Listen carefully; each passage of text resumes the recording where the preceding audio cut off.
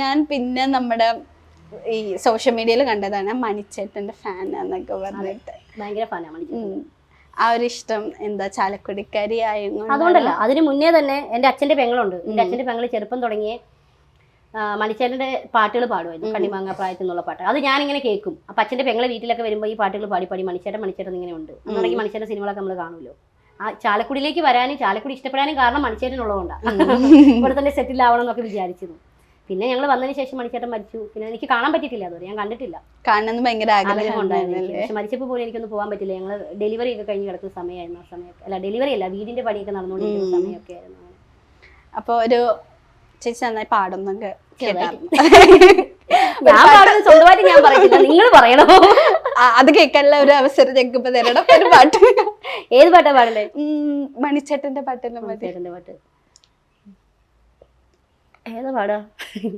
എല്ലാ പാട്ടും ഞാൻ പാടി. അല്ല, മേലെ പടിഞ്ഞാറ് മതി. അത് നമുക്ക് നല്ല ഫീൽ ആവുന്ന ഒരു പാട്ടാ. നേരെ പടിഞ്ഞാറ് സൂര്യൻ, താനേ മറയുന്ന സൂര്യൻ, ഇന്നലെ ഈ തറവാട്ടില് തത്തിക്കളിച്ചൊരു പൊൻസൂര്യൻ, തെല്ലുതെക്കി പൂരത്തെ മുറ്റത്ത് 6 അടി മണ്ണിലുറങ്ങിയല്ലോ, തെല്ലുതെക്കി പൂരത്തെ മുറ്റത്ത് 6 അടി മണ്ണിലുറങ്ങിയല്ലോ, ഏതോ ഒരു കർക്കിടരാവ് ഉണ്ണാതുറങ്ങുന്ന രാവ്, അന്നല്ലേ പെണ്ണു ചിരുത വേദനയോടെ പെറ്റവനെ, തെല്ലുതെക്കി പൂരത്തെ മുറ്റത്ത് 6 അടി മണ്ണിലുറങ്ങിയല്ലോ, തെല്ലുതെക്കി പൂരത്തെ മുറ്റത്ത് 6 അടി മണ്ണിലുറങ്ങിയല്ലോ. അയ്യോ, എനിക്ക് ഗൂസ് ബംസ് വരുന്നു. മറ്റേ രോമാഞ്ചം. ഒന്നാമത് എനിക്ക് മണിച്ചേട്ടന്റെ പാട്ട്, ഈ പാട്ട് കേൾക്കുമ്പോ പ്രത്യേകിച്ച് ഫീൽ. അതിപ്പോ ചേച്ചിയുടെ ആ വേർഷനുകൾ കേട്ടപ്പോ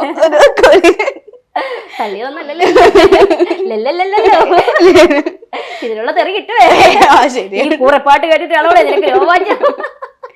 പക്ഷെ കഴിവിന് എന്തായാലും നമ്മള് പ്രശംസിക്കണം. അതും കൂടി തെറ്റിച്ചത്. എന്തല്ലേ, കരാട്ടക്കാരി, ഡാൻസുകാരി, പാട്ടുകാരി, അഭിനയിക്കും. ഒരു അടുക്കളയെ കെട്ടി പൊതിഞ്ഞു പോവേണ്ട ഞാനാണ്. അതിനെന്റെ ഹസ്ബൻഡാണ്.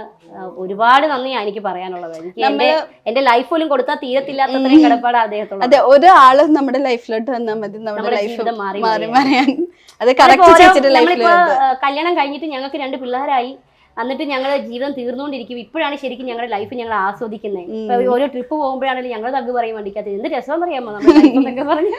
അങ്ങനെ ജീവിച്ചില്ലെങ്കിൽ നമ്മുടെ ജീവിതത്തിനൊരു മീനിങ് ഇല്ലാത്ത ഒരു അവസ്ഥയാവും. വീട്ടുകാരൊക്കെയാണ്, എന്റെ ഫാമിലി എല്ലാവരും എന്നോട് പറയും, ഇത്രയും നാൾ കടന്ന് കഷ്ടപ്പെട്ടില്ലടാ, ഇനി നിങ്ങൾ അടിച്ചു പൊളിക്കുന്നു പറയും.